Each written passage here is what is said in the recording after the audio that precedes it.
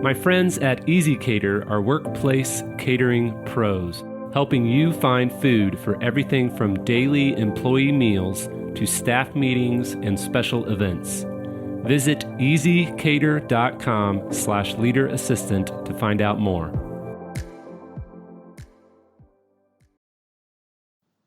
Hello, I'm Diana Foz. Today's leadership quote comes from Larry Fink, CEO of BlackRock. Raising the bar requires all of us looking in the mirror and challenging ourselves to commit to a plan for our ongoing development and to bring our best self to each day. I am holding myself to this standard and expect and ask for you to do the same.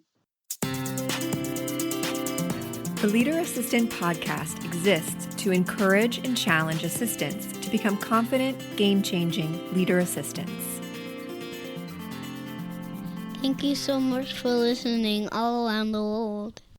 Hey everyone, thanks for tuning in to the Leader Assistant podcast. It's your host, Jeremy Burrows, and today I have the pleasure of speaking with Diana Foz. Diana is executive assistant, has been an executive assistant for several years, and we're going to get into her story. Diana, how's it going?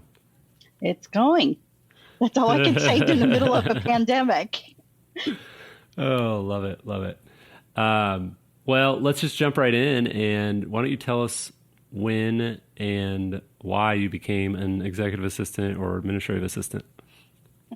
I think like so many assistants, I fell into the role and I fell in love with it, but I had no idea that I could make a career out of it. What can I say? I was young and stupid.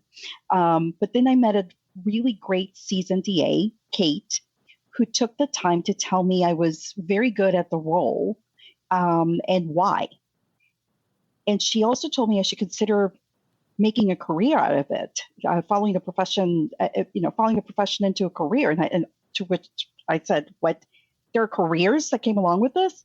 As I mentioned, I was young and stupid. But that's the unglamorous beginning of my role, of my career. So did you already kind of love the role before you discovered that it could be a career? I did.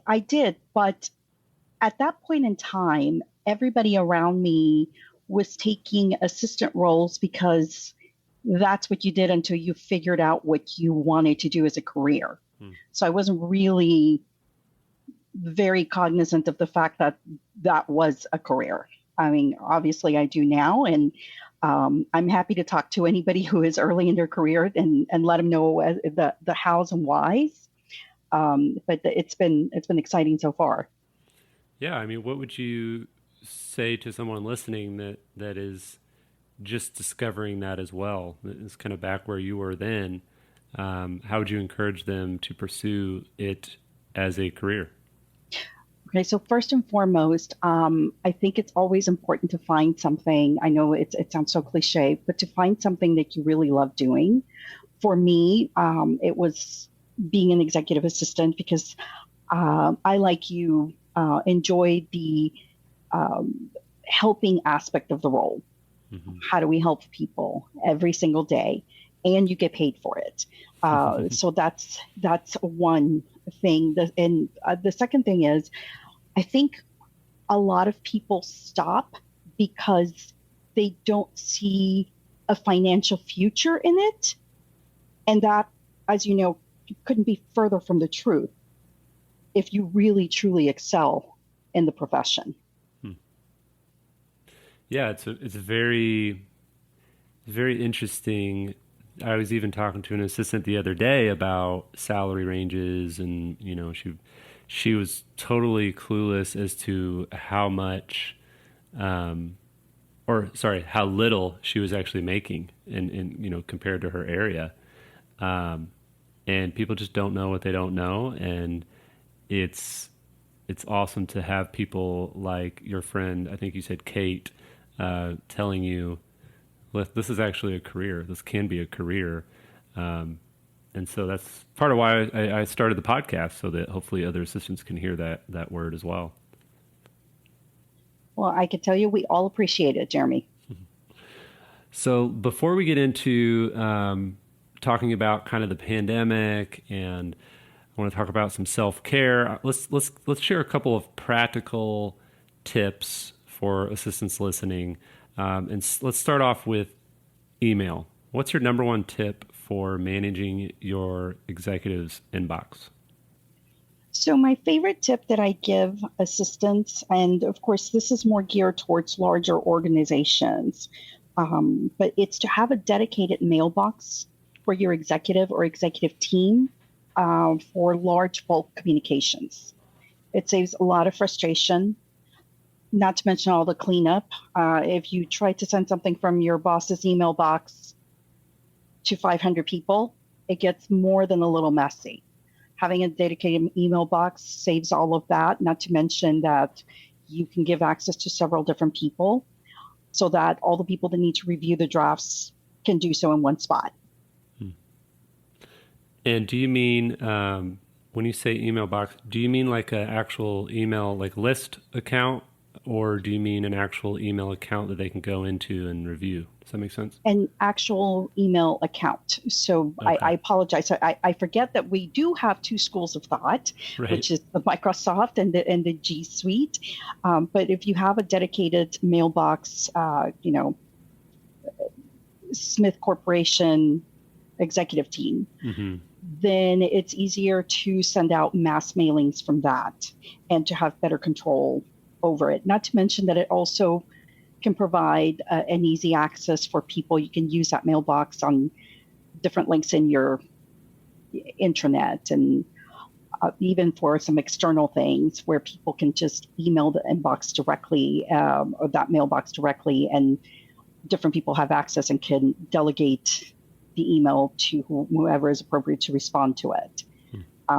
So that's one less thing that your executive needs to worry about, unless they need to get involved. So it's time consuming. I mean, it's less time consuming for them, and it's less time consuming for you because then you have less to clean up. Nice. So let's talk about networking. We have you came out to Kansas City for a Leader Assistant event. You brought I think you brought one or two from your team from New York. Josephine, yes. Yeah, Josephine. And hi, Josephine.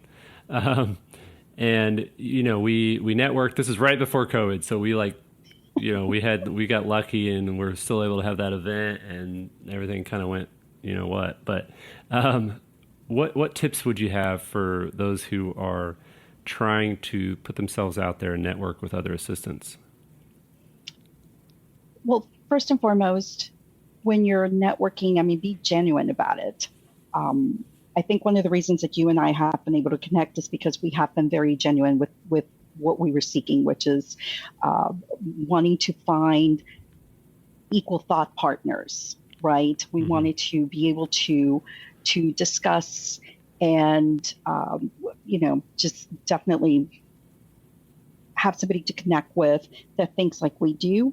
And that doesn't think like we do, because there are things. I've learned a lot from different points of view, but it's all in the interest, at least for me, in the interest of improving the executive community. That for me is the reason why I enjoy. That's one of the aspects of networking, or the aspect of why we went out to February and got the last hurrah in before the pandemic hit. But just be genuine. Whatever your reasoning is, whatever you're trying to accomplish, be genuine about it. That people will see through you if you don't. And definitely do a little bit of homework.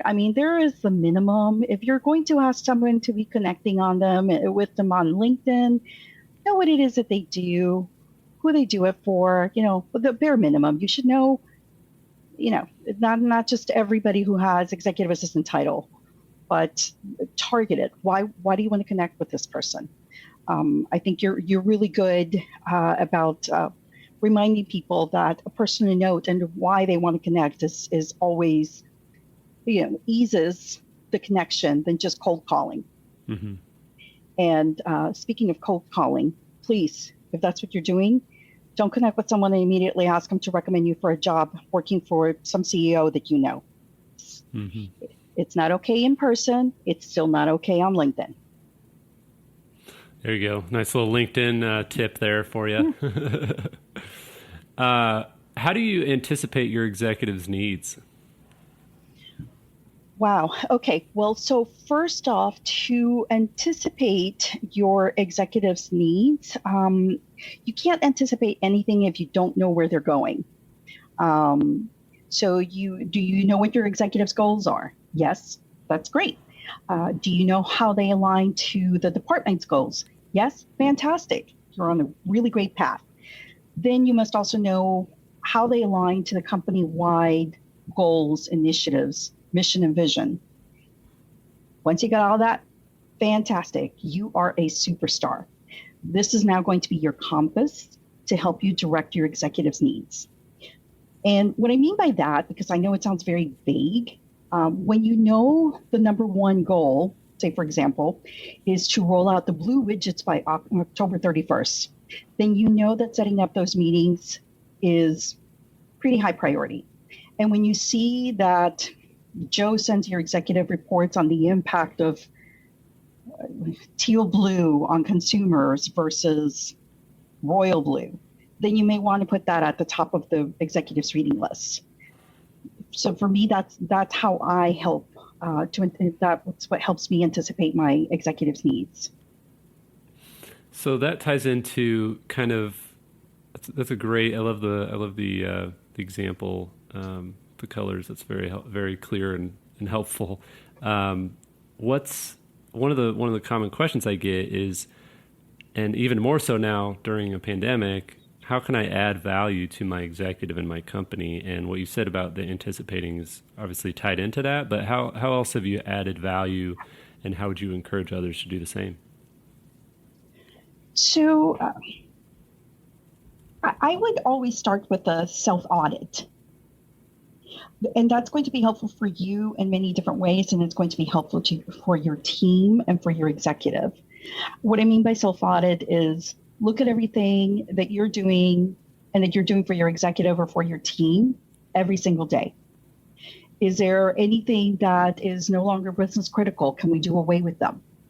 There were, and I've heard from different assistants, people still putting reports together and nobody reads. So why are they spending 4 hours each week putting these reports together? Can we do away with those? Can we look at what can be streamlined? And I mean, look at streamlining everything. There were a lot of items that we were working on, and that we were still taking about 4 hours a day because they were Excel based, and we still had an Excel spreadsheet going back and forth, and it was going to 20 different people, and everybody had to review their section. And it got to be very tedious. When we put those on a dashboard, all of that went away, and suddenly nobody was spending more than an hour a week looking at all this information. So that added value, because right now the biggest commodity that any company has for its people is time. So how can you figure out, I mean, you have to look at your own area. How can you give people back time? That is the number one thing that you can have. But then there are other things. If you work for a smaller organization and you deal directly with vendors, and why not reach out to those vendors? See what they're offering. If you have new contracts, negotiate those contracts. If you have existing contracts, go renegotiate those existing contracts. Very few people are saying no to renegotiations. It's almost expected right now. Yeah, it's your example about the hours saved, that's a lot of money for the company they're saving by not paying these people to spend that time on this kind of a simple thing like reviewing a spreadsheet. And they can instead get more out of the company, can get more out of the money they're putting into these employees because they have more time to do higher level, strategic work. So yeah, I love that. I like to say, when people ask about this, I say, well, what is value? They say, how can I add value to my company? And I'm like, well, what does your company value? Yes. And when you figure out what your company values, then that should at least point you in the right direction of where you should focus your time. Oh, absolutely. Jeremy, just one final thing. Not only does the time is not just money, but right now, the toll on the employee's mental and physical health is pretty tremendous. And you're not helping just in the short term. Anytime you find a way to save the department or your executive time, it has a long-term effect down the road. So that increases the value exponentially. Mm-hmm. Yeah, definitely. All right. Well, on that note,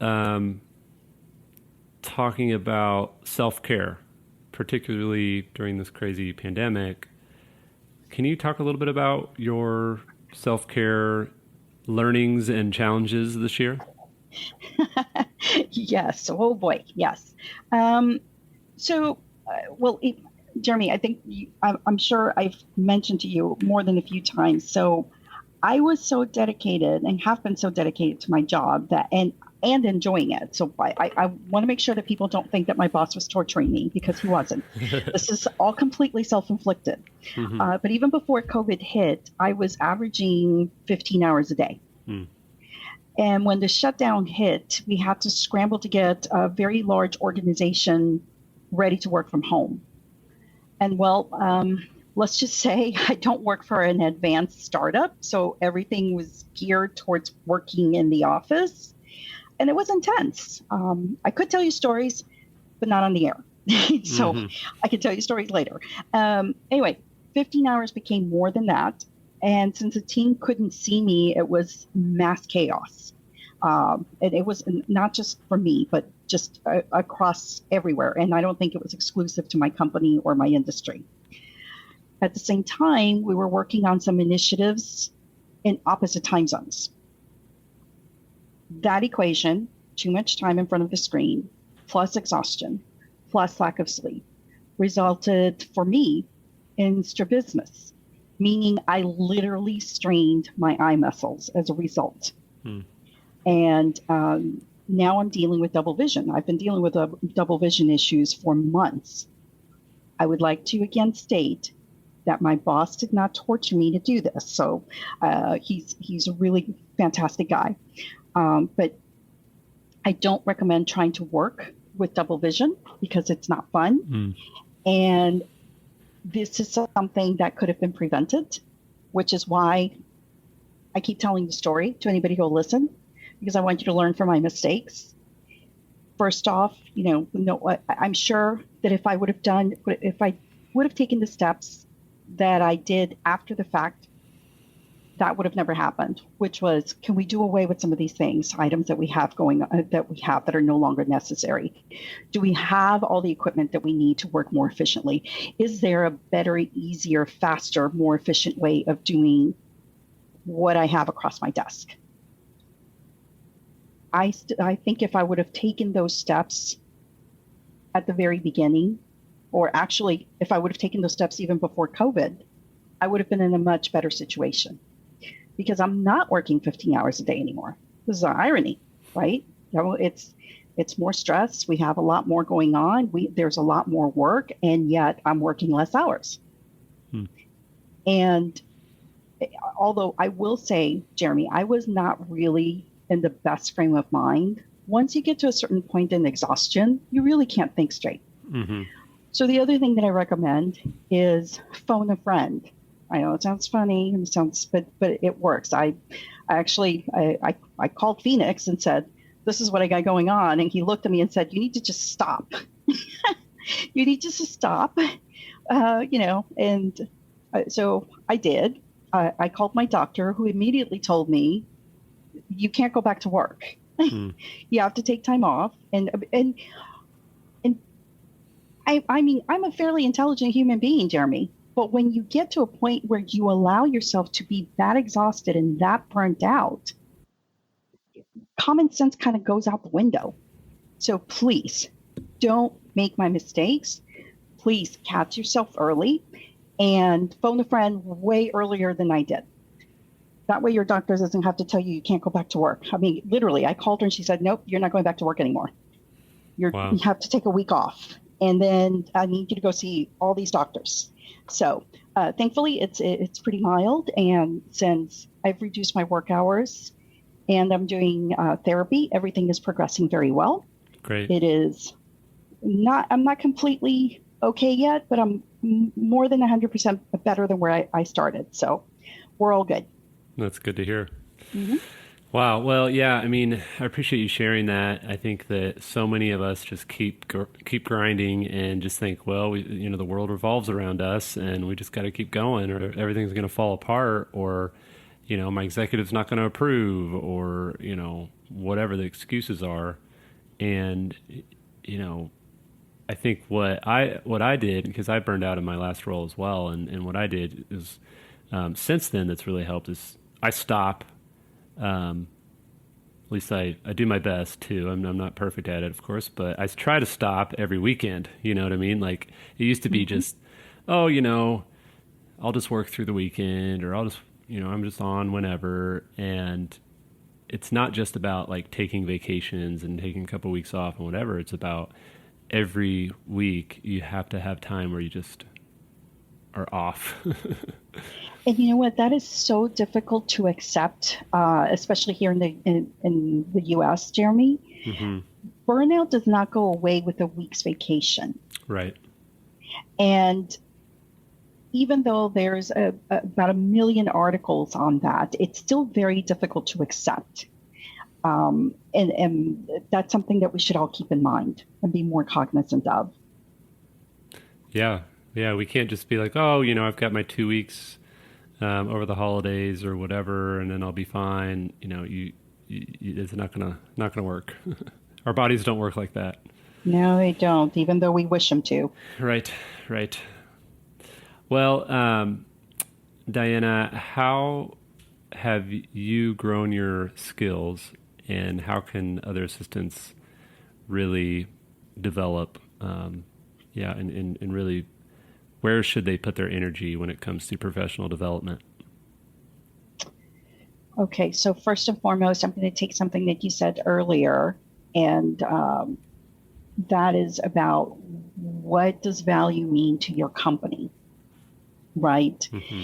And how can you apply or strengthen your skill set to help in that area? That was what we did at my company. That's what I did with my team. And so I believe my team is now future-proofed. I mean, we did it really fast. We accomplished what I thought we were going to accomplish in 2 years and 4 months. But we did. We split up. We decided to, this person has strengths in, setting up internet sites. So she enjoys it and she does it faster than all the rest of us. Great. You go figure out how to make that better, faster, more efficient. And I am also a big fan of piloting anything new. Every company I've worked for, I've always made sure that whoever the relevant team, usually somebody in HR, knows that I will try whatever it is that they're testing. If it's going to be applicable to me, my department, my role, I'm always involved.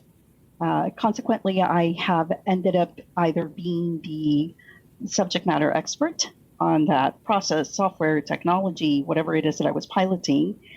And also, if I didn't think it would benefit us, I would say so. And it would go away, or they would look at other options. So there's a little bit of influence that you can also add. And then I think lastly, what I would like to say is if you manage an assistant team, like I do, don't be greedy with your development. I mean, I know that everybody's budgets are tight, but don't be greedy. Make sure you help develop your team's individual strengths, because these can increase a team's knowledge base way faster than if it's just you taking all the classes, conferences, or anything like that. When you have a rock star team, it only makes you look good. So not just them. You all look good. Wow, that's probably one of the best tips I've heard about when you're working with a team and you're leading a team of admins on any interview I've had, any resource I've listened to. So I love that. I'm going to definitely encourage others to do that. That's great tip, Diana. No problem. Well, listen, my philosophy on leading teams is hire people you would trust to do your job, and or that have potential to do your job. Mm-hmm. And you can, again, the team can only go up from there. They've not let me down so far. Awesome. Yeah, I think if I heard this a while back. Somebody said you should hire people that will replace you. Yes. Yes. Awesome. Well, I'm going to close off with my favorite question to ask. What makes an assistant a leader? Well, I think Simon Sinek comes to mind with that response. He has said that great leaders truly care about those they are privileged to lead and understand that the true cost of leadership privilege comes at the expense of self-interest. And I think that pretty much describes assistants. Do you happen to remember, is that from one of his books or is that from a talk? Or because I'll have to put that on the show notes. That's great. You know what? Let me track it down for you and get it. I happen to have what is called a personal leadership philosophy, which pretty much tells everybody everything they need to know about working for me. It's on my LinkedIn.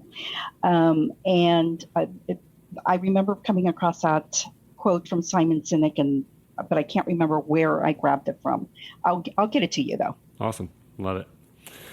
Well, Diana, thank you so much for taking time out of your day to share your story. And I'd love to have you let people know where they can find you and reach out to you, or if there is any way they can support what you're up to.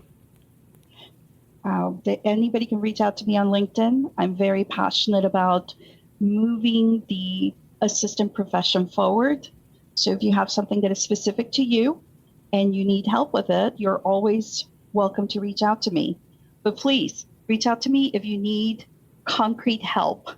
I am not the person to call if you need somebody to vent to. I'm the worst person you want to do that with. I am way too honest. Awesome. Well, thanks again, Diana. And we'll put links to your LinkedIn in the show notes, and we'll talk soon. Thank you so much, Jeremy. I appreciate it. Thanks again, Diana. You can check out the show notes at leaderassistant.com/89. And Diana also looked up that quote she referenced, and it was from George Flynn, retired Lieutenant General. And I posted that in the show notes at leaderassistant.com/89. It was actually in the foreword to Simon Sinek's book, Leaders Eat Last. Talk to you next time.